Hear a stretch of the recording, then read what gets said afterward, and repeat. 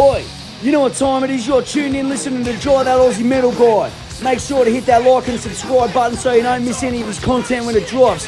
And remember, stay brutal, you mad dogs. Roof. I'm joined by a couple of amazing artists who I did get to chat to 4 years ago, so it's really good to chat with them again. Illusions of Grandeur, from the stage to the studio, they've created a world where mythology and metal collide. I'm talking about the Siren and guitarist, producer, and sonic architect himself, CM.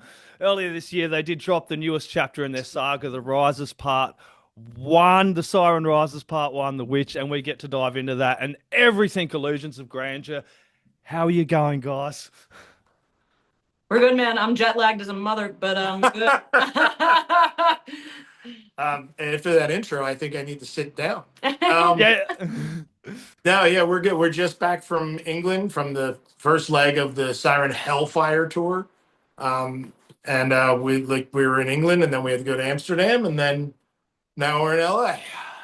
How was that? We'll So- jump into all that a little bit later, but for the uninitiated and for the people who didn't go check out our last bloody interview, can you tell us a little bit about, for you, Maggie, we'll start with you, the creation of the Siren. I want to dive more into that. Who is she? How did you begin crafting this character, and how that's become central to the band's identity?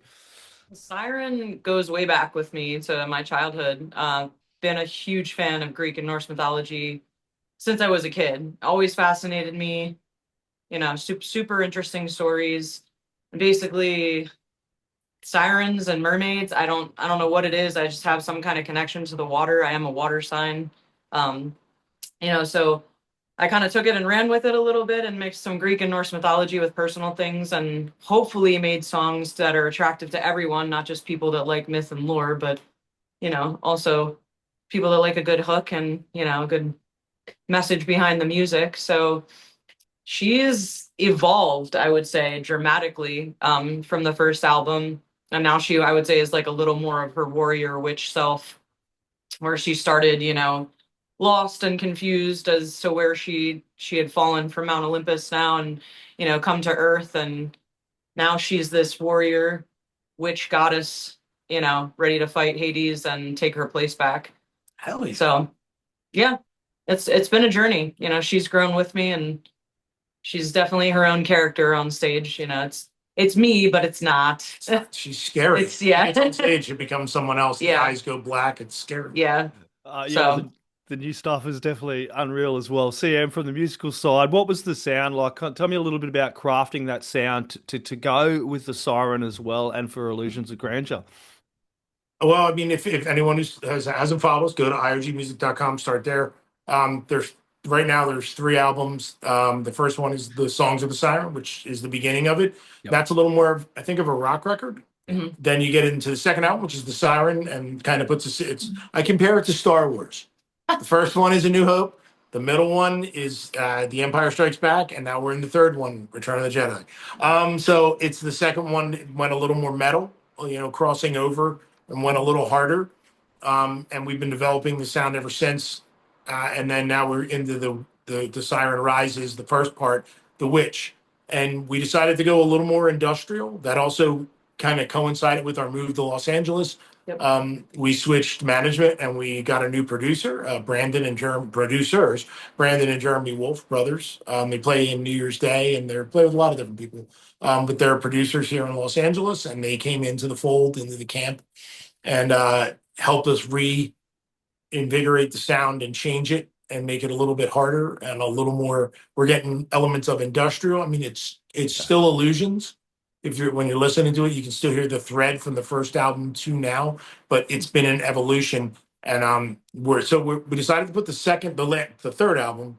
That's how jet lagged I am. The third album out in 2 parts. Yep. So you're getting part 1, The Witch, which is the first 4 songs, and coming later this year there'll be part 2, The Ascension, and then they will come out as The Witch, The Ascension, one full album later on, and that'll be the vinyl and the CDs and all that stuff. So yeah, it's been an evolution, kind of taking us into this newer, more aggressive sound. Yeah, well, I'm loving the evolution for you guys. As I said, I've been following you since the last interview we've done. So when this kind of dropped at the start of the year, I was really am really digging the sound of it. As you said, yeah, it's illusions, but you've also added in other elements, and you've stepped it up a bit with the heaviness on this one as well. There's some really Yeah. brutal, heavy moments, but it Oh kind yeah, of, man. yeah, it's really enjoyable to go through. So tell me a little bit about that and the evolution for you guys, stepping it up and with the heaviness of it. So I felt like I needed to do something different vocally. I come from, classical opera background as far as training goes.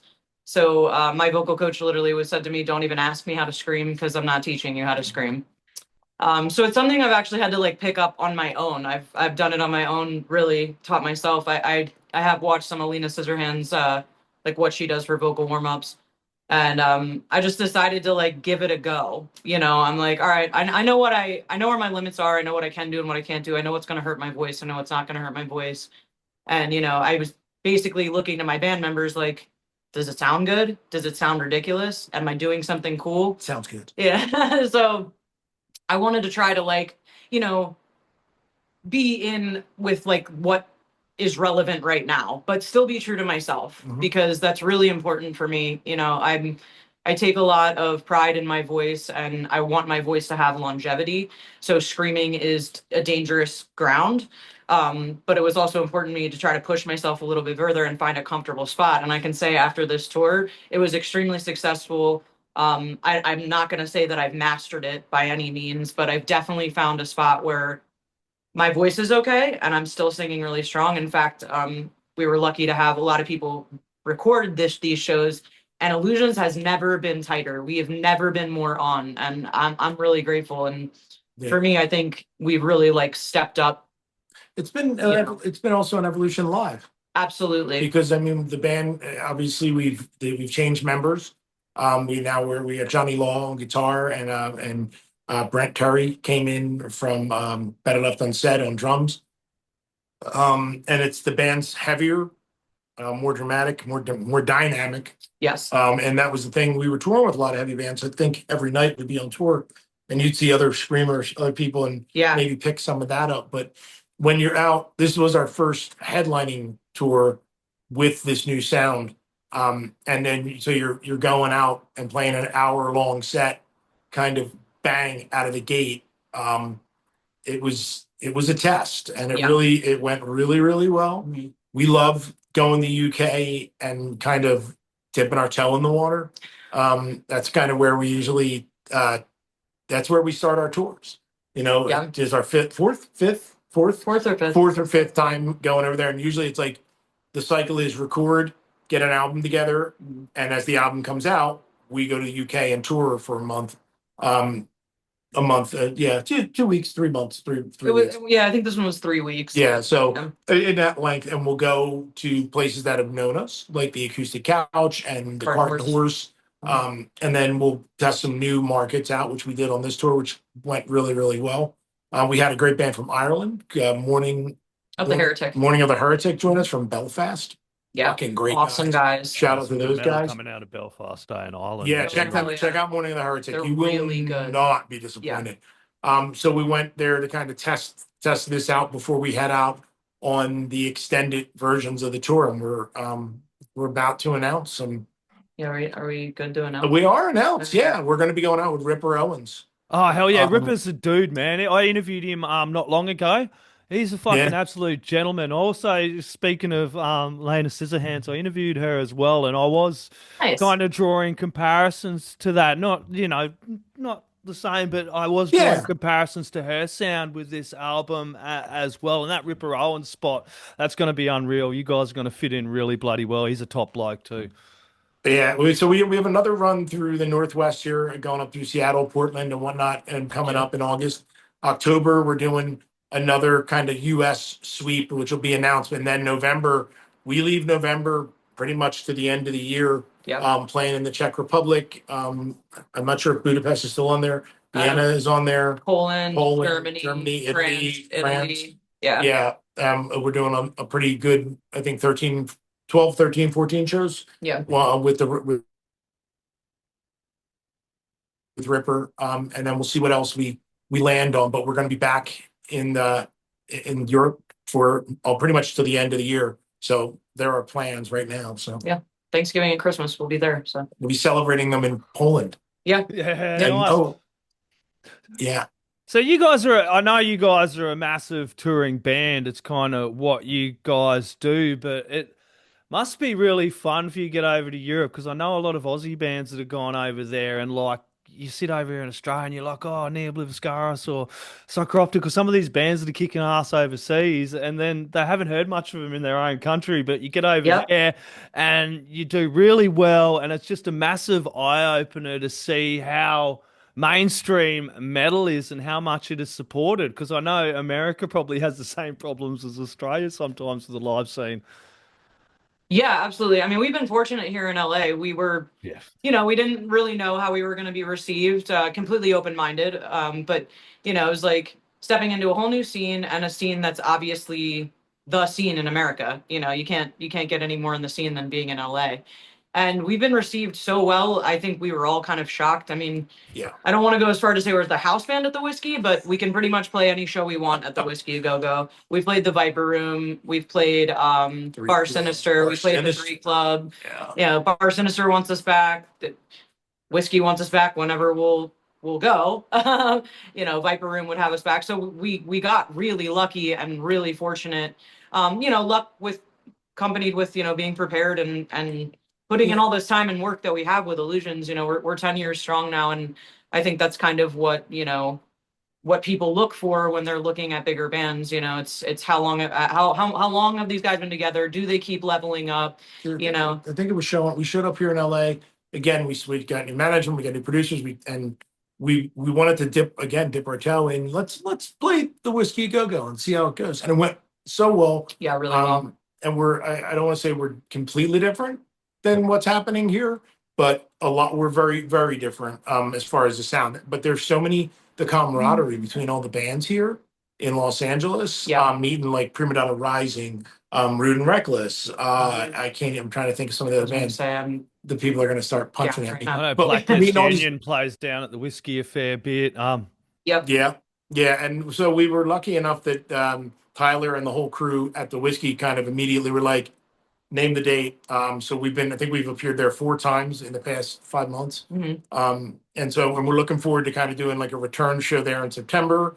I think with El Nino. El Nino. We'll yeah. be back. Yeah. So and we'll be back at the Whiskey and that'll be our farewell US show before we October, sorry. Yeah. That'll be a farewell LA show Yes. before we head out into like the Midwest again and around the United States and then out. So it's going to be a jam-packed year. And in the meantime, we're here working on the second part of the album.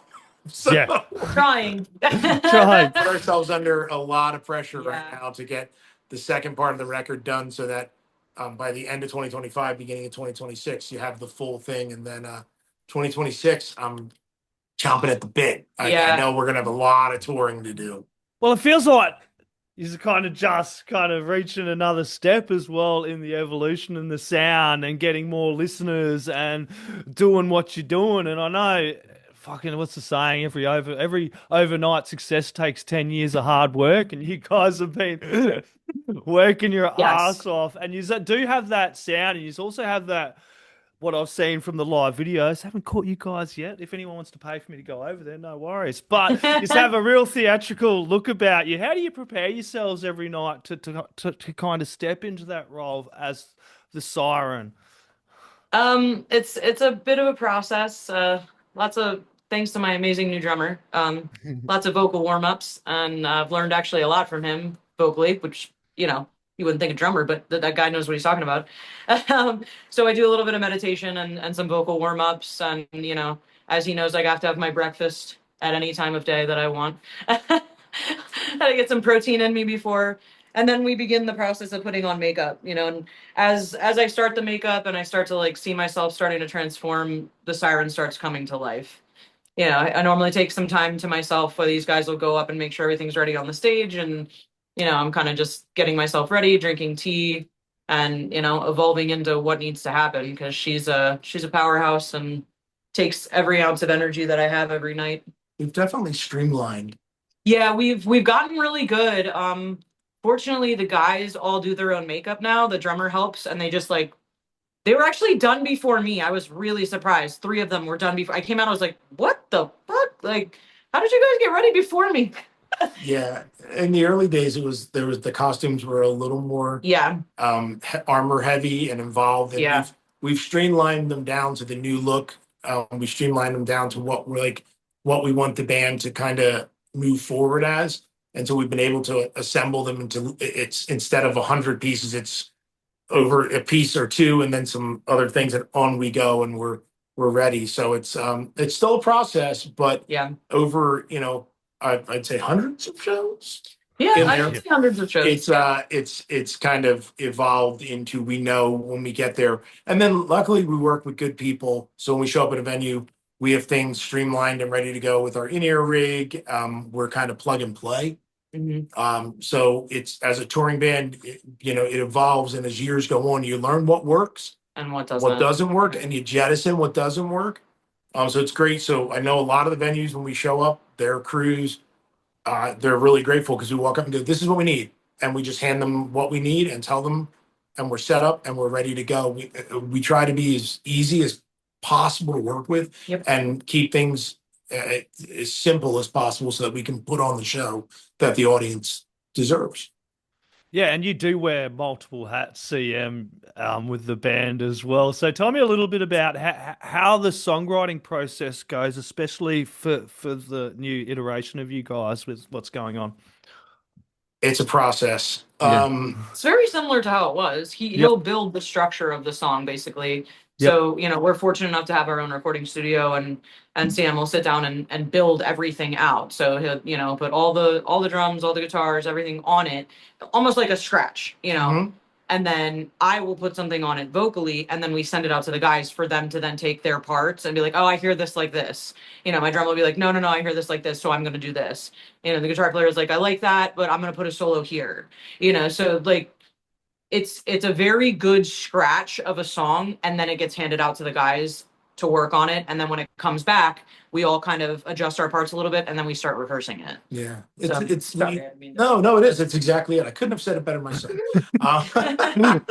Yeah, I'll create the sonic kind of bed tracks, is what you call it, like the bed of the song. And really it is about where's the story going. Like if you listen to Sacrifice, or Further to Fall, and then we'll get together with the band and say, first off, it'll go to her as our litmus test. Like, is this something that fits your vocal?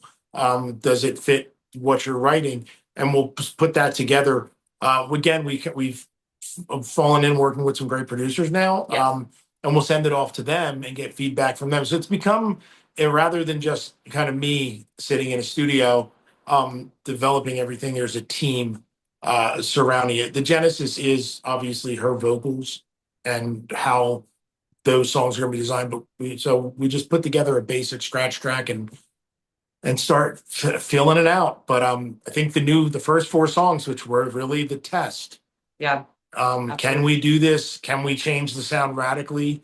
Can we move forward and become more aggressive, but still keep the essence of what is Illusions? Yep. And I'll be honest, we were in Fort Worth, Texas in last August. And we got the first mix back of Spine. Spine, And it was a scary moment. We had just finished playing Ragnarok's bar. Yeah. And it was a great night. And it was like, hey guys, Brandon, our producer, just emailed us the first mix. We're all sweaty and so we all sat. mosquito If bit. you can imagine, we all get in our Sprinter tour van, and on we put the new, like, this is it. Like, here's what is the it new gonna sound like? Here's the new sound of what we've been working on, culmination of a year's worth of work. And it snapped. It just immediately, we were like, this is the direction. Let's keep going. So wait until you hear what's next. Definitely really exciting. And being that you guys are able to be a touring band, unfortunately we can't do that in Australia, but being a touring band and playing all over, were you able to kind of dip your toes in the water a bit and try some of these tracks before you dropped them in January, and kind of check out the response of some of the fans leading into it and kind of have a little bit of a feeling? Or we had Spine. We were able to do it with Spine, but that was kind of it. You know, Yeah. we played around with Spine a little bit, and it was received really well. Yeah. Now, for me, I've been singing Spine since 2018 because that's how old the vocals, and even I listened to the old recording of it. Even the melody and the cadence and the way I sing it is very similar. I just added the screams in. Yep. So, yeah, just fine, but it was received very well. Yeah, they You did know. November 7th at the Whiskey a Go Go. There you go. We There we just, go. we decided like let's do it. And I'm trying to think what was the other track. It was Spine and Sacrifice was next. yeah, Sacrifice. Yeah, Flag Means Death, And her Further to flag. Fall, and Sacrifice was the last track. Yeah, her flat and Further to Fall. Further to Fall has not been debuted live yet. That'll be coming up on this next tour. I'm really excited for that. But yeah, actually, and Her Flag Means Death. Yeah. That yeah, people love that. Yeah, we the Morning of the Heretic. Those guys jumped up. Their lead singer sang it with us. I realized he was singing all the lyrics in the crowd. I was like, all right, you got to get up here. But yeah, so we managed to put 3 new songs into the set, and then also with that, we've revamped the older songs to be a little more modern. So Yes. what you hear on the record when you come see us live, it's not what it was on the record anymore. A bit different. Yeah, it's a little more aggressive. To my mind. But that's good as a live Attachments. band. You don't want to just. No one wants to come out and play the song exactly the same as it is on the album. You know Right. what I mean? And that's the joy of going to live shows, being able to catch a little bit different, the note play a little bit different, a bit heavier, a bit more growls, or that's the fun as well as being a touring band, and also as a fan coming in to see the artist play. I can listen to the album at home. I want to hear, have fun with I it, agree. guys. Yeah. There's also the new aspect of we always had a story and a thread live, but now it's narrated. Yeah. Oh, yeah. Oh, I narrated. He narrates the show. Awesome. Ironically enough, with a British accent. I was not planned. Just happened. Yeah, just gonna happen. I don't know why when I go into It was the tea. storytelling. It was the tea before. Yeah. I just changed my voice, just like I'm literally a character on stage or if I'm recording or whatever, so For me, it feels like it's a little bit a blend of the earlier shows yeah. and where we had a lot of interludes and different things. Yes. And so it's kind of a throwback and a pull forward. Yeah. So when you come see it, it's a we always try and do a brand new show. Whenever we go out on tour, we try and give people, people that have seen us before, when they come out, they get something new. Yep. No one wants to see the same tired set. So we're doing something new. This time it's a real blend of the old kind of show and the new sound. If there's that. Yeah, Yeah. I would say so, definitely. I mean, and I think having the interludes in there, the vocal story helps people understand the story. It walks you through. Yeah, it walks you through like what the siren means in her songs and what she's trying to portray. So for me, if I was seeing that as a fan, I'd be like, oh, how freaking cool is that? I know what she's talking about. It's kind of follow the bouncing ball. Yeah. So here's this. And then also I think since the very iteration of the band, it's the first time we have a cover song. Oh yeah. Oh my God. Yeah. We're doing an In This Moment song. Oh, nice. We Maria do Adrenalize. Yeah. Yeah.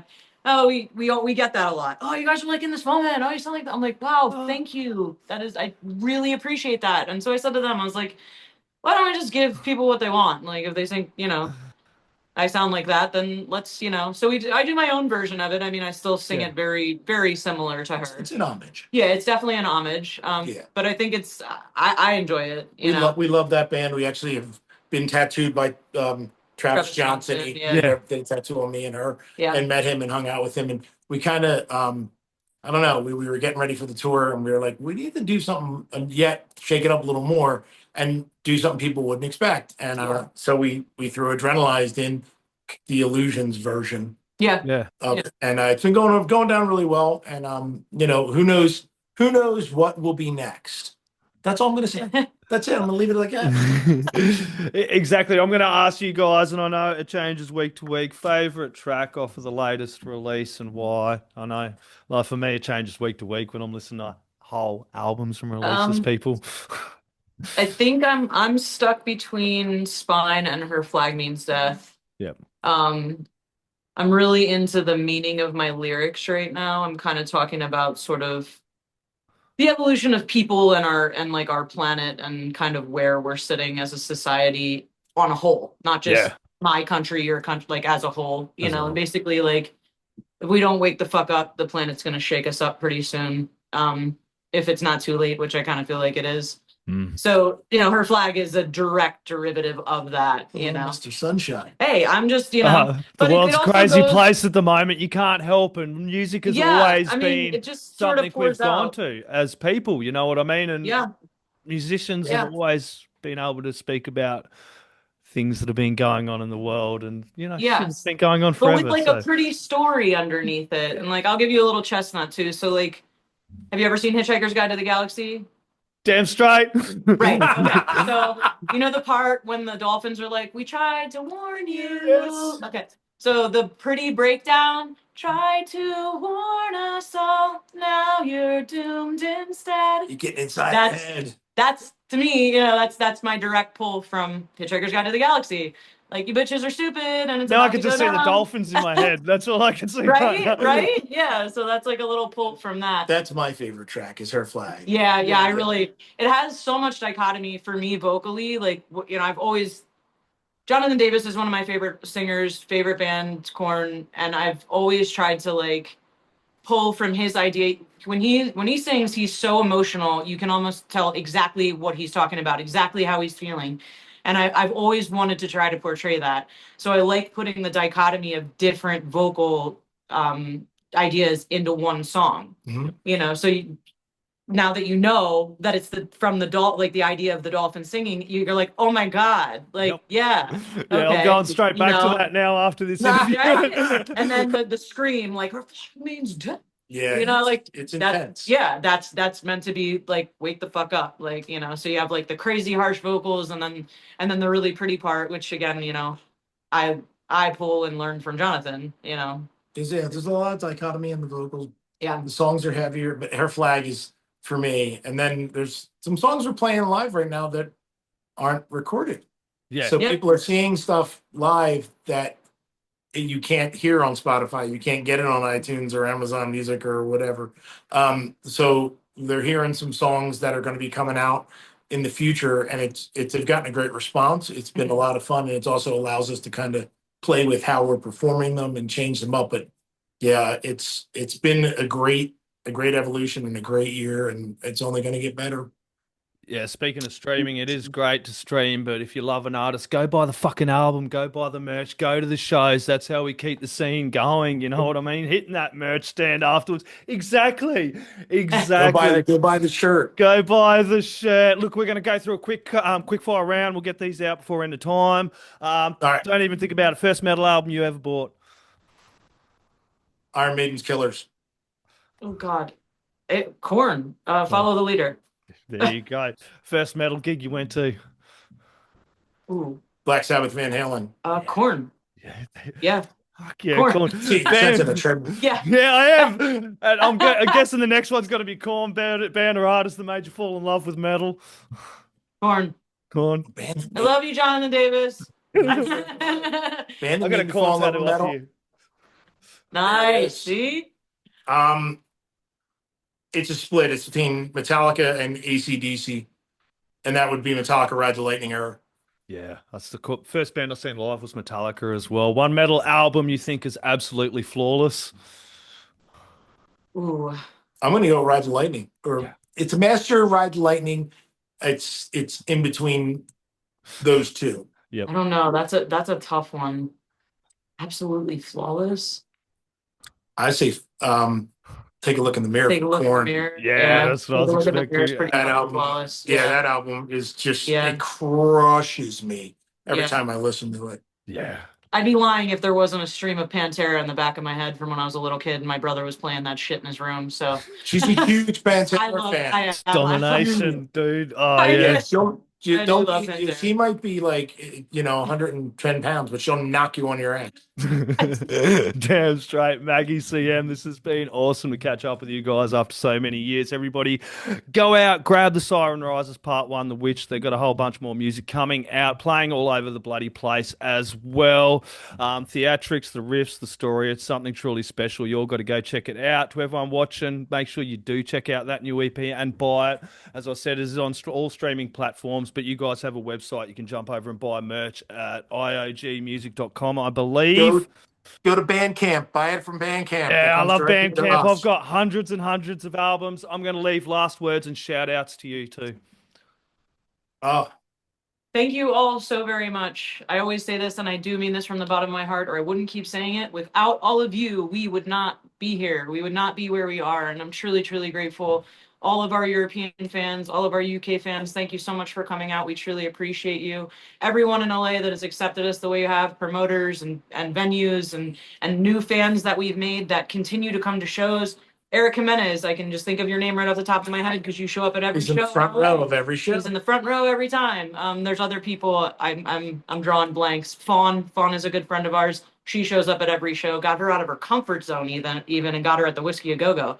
So truly, I mean that from the bottom of my heart to all the fans and everybody listening. I really couldn't be more grateful. Thank you so very much. Yeah, go to iogmusic.com. Check us out. There's a brand new website coming.